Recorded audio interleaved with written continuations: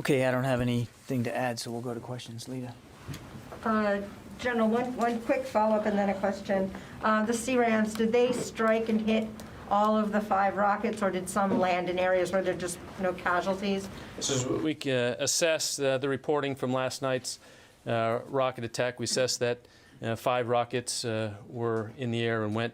3 landed off the airfield, were no effect, and CRAM was able to affect and thwart the attack of one, and the other rocket landed with no effect to the mission or any danger to our personnel.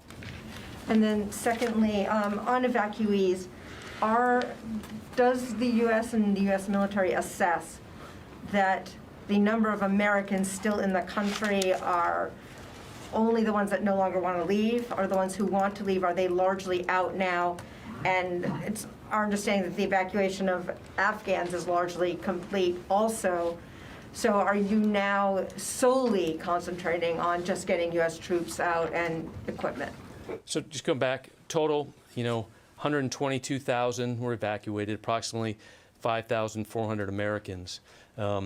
We continue to have the capability to evacuate and fly out those until the very end. But as you talk about active piece, we're continuing to work with Department of State on that and continue evacuation and military operations. But are I there- would refer you to the State Department on the numbers of Americans they're still in contact with. That's something for them to speak to. Tara?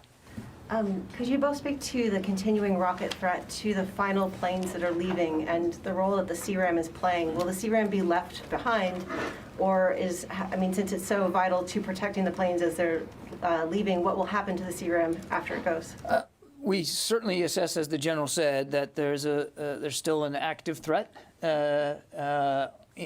in various ways that we have to be prepared for.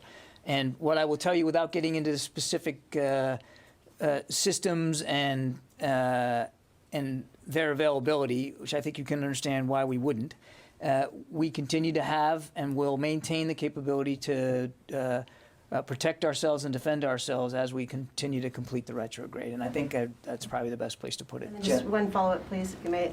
A number of us have gotten reports from either American citizens or vulnerable Afghans that are still on the ground and can't get through the gates anymore. They've been getting notices that the evacuation is over.